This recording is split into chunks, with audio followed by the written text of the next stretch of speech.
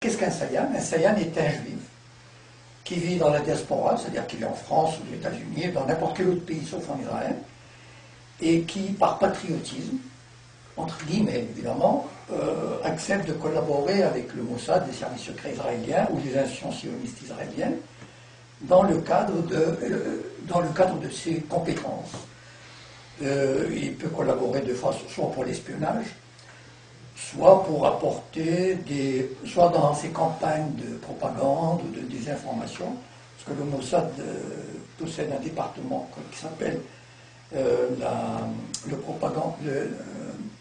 lutte de propagande, et donc toutes les opérations de désinformation le relais sont les Sayanim.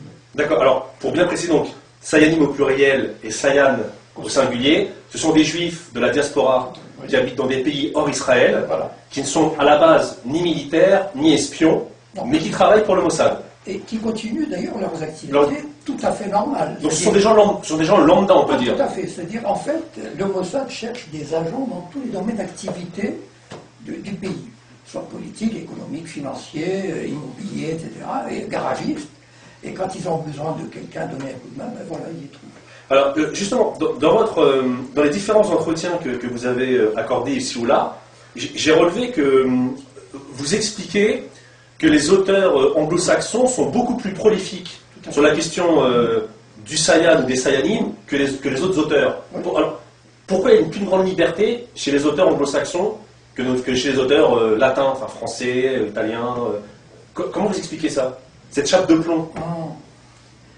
Bon, peut-être parce que d'abord, je pense que les pays anglo-saxons, quoi qu'on pense de leur régime, ils ont une très grande liberté de... La presse est beaucoup plus libre. J'ai vécu au Canada quelques années, et je me souviens, c'était pendant la guerre du Vietnam, et j'étais absolument surpris de la liberté de ton qu'il y avait dans leurs médias, les médias américains. Et je pense que quand ils mènent des enquêtes qui vont jusqu'au bout. Les Français ne savent plus le faire, ça. Les journalistes. Les Français en général. Journalistes. Je ne sais pas s'ils ne savent plus le faire. Je me demande s'ils l'ont jamais fait. Peut-être qu'ils l'ont fait il y a très longtemps. À l'époque, il y avait une presse de combat, une presse engagée, etc. Aujourd'hui, il y a beaucoup probablement de non-dits. Enfin, voilà. Et puis, peut-être que la presse obéit à des consignes économiques, ou des consignes. Et puis, enfin, il y a toutes sortes de moyens de pression. Donc, finalement, c'est vrai que la presse ou les journalistes, d'ailleurs, je me suis étonné dans un entretien que beaucoup de journalistes, aucun pratiquement n'a jamais utilisé le terme de Sayanim.